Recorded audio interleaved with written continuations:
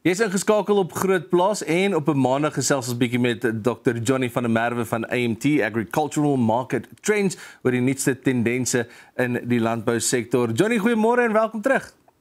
Goeiemôre Doopie. Ag, niks lekkerder om op 'n maandagooggend hier saam met jou te begin. Ag gees, Johnny, jy sê altyd die mooiste goed. So kom ons skop gou 'n bietjie af. Wat is die nuutste gebeure daar in die landboumarkte? Doopie, ek dink van die vleiskant af, as 'n groot beweger was die wolbedryf gewees die afgelope week. Ons het amper rekordstygings in wolpryse gesien. Ons het laas in 2022 hierdie tipe wolpryse gesien. So as jy nou gaan kyk wat dit dryf, is dit baie minder wol wat in Australië geproduseer word. Ek dink die laaste 2 jaar of was die pryse maar baie onder druk. So ons het 'n bietjie 'n wegbeweging van wolproduksie gesien. Maar dit ons op die Nanjing konferensie of hulle mark ook gesien dat daar baie meer positiewe sentiment weer terug in die mark is. Aankope wat baie opgetel het en dis die markpryse wat baie gestyg het ten spyte van die rand wat so baie versterk het. So ek dink die een faktor wat dalk die markte oor die algemeen beïnvloed is dit die rand, die wisselkoers wat dan so op baie sterker vlakke is. En weer eens ek dink is maar goudpryse wat baie hoog is op die oomblik wat ekstra ondersteuning terug na die rand bring en ons het relatiewe stabiliteit in ons politiek op die oomblik. So ek dink die rand wat ons verwag en ons rentekoerse wat dan op 'n hoër vlak gebly het, beteken die rand dan op 'n relatiewe hoër vlak behoort te bly vir die res van die jaar. Ongelukkig is dit nie goeie nuus vir ons graanprodusente nie, vir wol ook wat hoër dalk sou gewees het nie, en graanpryse wat dan dus redelik onder druk gekom het ook die afgelope week. Ons het gesien dat veral mielies, sojabone baie sterk onder druk gekom het. So in die graanbedryf is dit nou nogal so 4 faktore wat ons moet wat hierdie pryse afgedruk het. Die een is natuurlik die sterker wisselkoers wat baie onder druk gesit het. Die ander is uitvoere na Zimbabwe toe veral vir witmielies. Die uitvoere het begin. Die verwagting is wel dat ons minder gaan uitvoer as laas jaar. En ook dat hulle baie tariewe op hulle uitvoere. So dit gaan nie noodwendig ons pryse ondersteun nie. Dit gaan bietjie van die produk laat uitgaan, maar nie noodwendig ons pryse ondersteun nie. So dis bietjie ongelukkig op die oomblik. En dan het ons nuutste produksie of oeskatting dan ook uitgekom vir ons ou seisoen mielies wat hom van 14.6 in die begin van die seisoen af nou na 16.2 toe opgestoot het. So ons het baie meer geproduseer plaaslik en die graderingsprobleem wat dan nou nie meer 'n probleem so sterk is met die minder WM1's nie. Dink is baie geabsorbeer in die voerprosesse, in die uitvoer en in die maalprosesse. So ons sien dis nie meer 'n probleem nie. En dan in Amerika het die pryse redelik afgekom.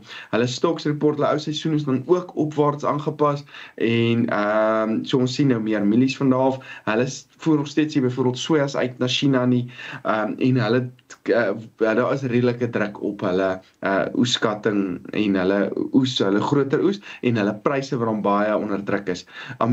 President Trump het dan aangekondig dat hulle ondersteuningspakkette gaan kry. Die Amerikaanse boer wat nie noodwendig 'n goeie ding is, ek dink vir die seisoen vorentoe nie, want dit kan hulle dalk weer motiveer om weer te plant en ek dink op die oomblik lyk dit so van Brazil, van Amerika, plaaslik net te veel mielies en sojas op die oomblik in die mark is gegee ons huidige ekonomiese toestande. So dit hou ongelukkig nou graanpryse onder druk en as jy van die prosente dan in Amerika gemotiveer word om nog meer te plant of weer so groot aan te plant, kan dit ongelukkig dan pryse vir volgende jaar ook onder druk hou. Johnny, baie dankie vir daai samevatting. Altyd lekker om saam met jou te kuier so op 'n maandagooggend. Ons sal weer 'n bietjie met jou gesels volgende week. Dis Dr. Johnny van der Merwe van AMT Agricultural Market Trends. Elke maandag gesels ons bietjie oor die nuutste tendense in die landboumarkte en ons kyk ook na verwikkelinge van die laaste week se landboumark.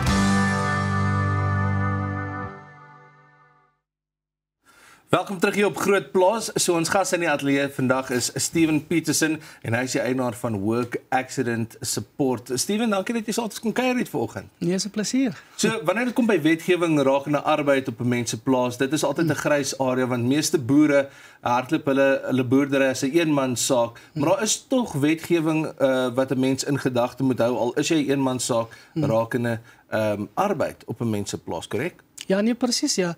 So boerderye wat hulle nou besluit op eenmansake is nog miskien omdat hulle redelik kleiner is, maar nou daar kom 'n tyd wanneer hulle voel hulle wil 'n bietjie uitbrei en dan moet hulle kyk maar okay, met die oorskakeling byvoorbeeld vanaf 'n eenmanssaak na byvoorbeeld 'n privaat maatskappy, wat is die prosesse wat jy moet volg in terme van sekere arbeidswetgewing, maar dan is daar ook belasting. En dan is daar nou sekere wetgewing soos die wet op vergoeding vir beroepsbeserings en siektes wat nou presies vir jou sê, maar as jy nou wil oorskakel, dit is die presiese proses wat jy moet volg. So hulle sal nou nadat die privaat maatskappy nou gestig is deur CIPC, dan sal hulle terug moet gaan na die Departement van Arbeid se vergoedingsfonds om aansoek te doen vir die kansellering van die eenmanssaak.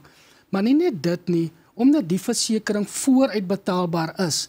So dan moet hulle aansoek doen vir die deregistrasie, die kansellasie van die eenmanssaak, maar ook vir die fonds sê, maar okay, ek het my rekening vooruitbetaal.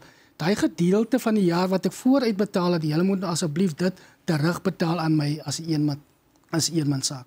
So kom ons breek dit net 'n bietjie af, want jy het nou gesê daar's verskillende arbeidswetgewinge wanneer jy gaan van 'n eenmanssaak na 'n privaat maatskappy. Wat is die presiese prosesse wat iemand sal moet volg as hulle nou in 'n situasie is waar hulle dink aan oorskakel van 'n eenmanssaak? En dit is ook so belangrik want hulle moet ook onthou die feit dat jy die proses volg by die Departement Arbeid se Vergoedingsfonds beteken nie noodwendig jy gaan dieselfde proses volg by byvoorbeeld by werkloosheidsversekering.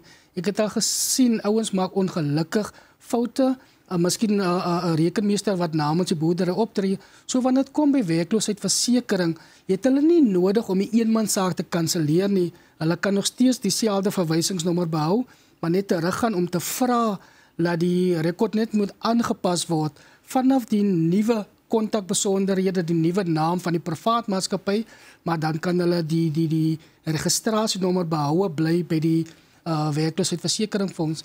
En net die rede ook hoekom dit so belangrik is om die regte proses te volg.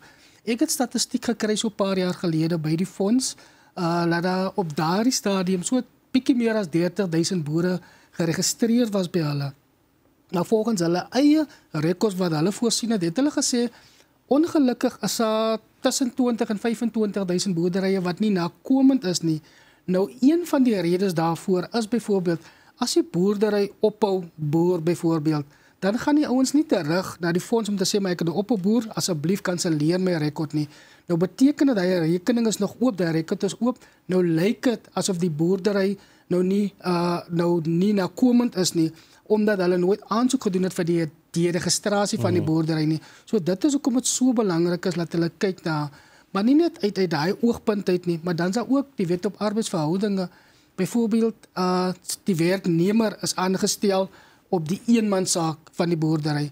Maar nou as 'n privaat maatskappy, so daai rekords kan nie net so voortgaan nie. So hy moet nou die eenmanssaak soos 'n private soos 'n wet op arbeidsverhouding in terme van die kontrakte moet hy nou vir die werkers ook aanpas om te sê jy werk nou nie meer vir my as eenmanssaak nie, jy werk nou vir my as die eienaar van die privaat maatskappy, maar enige rekords of enige byvoorbeeld soos verlofkrediete, enige siekverlofkrediete, dit word dan oorgeplaas vanaf 'n eenmanssaak en na die privaat maatskappy. En glo my, dit is ek dink een van die kernpunte waar baie mense nie die regte proses volg nie. So hulle gaan net voort op die privaat maatskappy asof geen rekords verander het in terme van die kontrak en dit ongelukkig is 'n probleem en dit is iets wat hulle moet na kyk as hulle oorskakel. En ek meen baie boere, om hulle boerderye uit te brei, as dit maar so waar hulle byvoorbeeld plase ook oorkoop, maar nou byvoorbeeld albei plase is geregistreer, dan moet hulle ook kyk na daai rekords om te sien, maar okay, waar gaan al die bedrywighede nou voort op die een plaas, maar dan moet hulle die ander plaas se rekord gaan net stop by die fonds van hulle gaan nou nie opereer met albei plase nie, en dit is ook na die tipe goed waarna hulle moet kyk, ja. Steven, dit klink vir my na 'n ongelooflike klomp administratiewe werk en soos wat ons weet, 'n boer wil in die lande wees, hy wil nie agter die lesenaar wees nie. So wie kry 'n mens om jou te help met hierdie proses? Kyk, ek is 'n deskundige ek is 'n deskundige op die veld en hulle kan altyd vir iemand soos 'n kontak of hulle kan direk kontak maak met die Departement van Arbeid om alles mooi uiteen te sit, maar soos ek sê, as die regte proses ongelukkig nie gevolg word nie, en soos ek praat van die administratiewe las wat op hulle is, wat hulle moet doen, dan gaan hy las ongelukkig net 'n bietjie groter is, maar mense wil graag wil hê dat jou rekords moet korrek afgesluit word, wanneer jy nou nie meer voortgaan met jou boerdery nie, en dan op die nuwe boerdery dan voortgaan. Maar soos ek sê, as hulle voel hulle wil met 'n deskundige op die veld praat, hulle kan my altyd kontak daaroor, ja. So kom ons praat net gou 'n bietjie oor een van die belangrike goeders wat enige maatskappy moet hê of boerdery natuurlik. En dit is die wet op vergoeding vir beroepsbeserings en siektes wat natuurlik moet gevolg word volgens die wetgewing. Ja. Wat is die vereistes wat daaraan voldoen moet word? Kyk, so as jy 'n boerdery vandag begin en jy gaan nou een werker aanstel, dan sê die wet onmiddellik moet jy registreer met die vergoedingsfonds om hy werker te dek teen enige werksbesering. So wat gebeur is, as hy werker dan nou so seer kry op die plaas, dan moet jy jy moet nou net 'n proses volg om die besering te registreer, maar enige onkostes, so jy betaal die ou se lone, maar dan is die staat veronderstel om hy lone wat hy aan hy beseerde werker betaal het, dan is die staat veronderstel om vir jou terug te betaal. En dan enige mediese onkostes, daardie dokters of die ambulans wat die beseerde vervoer het, moet dan hulle uitgawes ook dan nou aansoek doen direk vanaf van die staat. So die boerdery is nie verantwoordelik vir enige mediese onkostes. Baie soortgelyk aan die Amerikaanse workers compensation. Dit is presies, kyk, in Suid-Afrika praat hulle van workers compensation want dit was die ou wetgewing se naam, maar toe het die nuwe wetgewing in 1993 in werking getree waar hulle maar net die naam verander het, maar baie van die aspekte was maar nog dieselfde gewees, ja. En dan as dit nou kom by belasting en betaalbare belasting vir die werknemers, hoe werk daai en hoe verander die proses wanneer die mense oorskakel? Dit is nog ook 'n baie belangrike proses. Wat gebeur is, daar's verskeie wetgewinge wat plaasvind of wat praat in terme van werkloosheidsversekering. So as jou werkers bo kan 'n sekere kerf wat nou jaarliks verander, bo kan 'n sekere kerf verdien.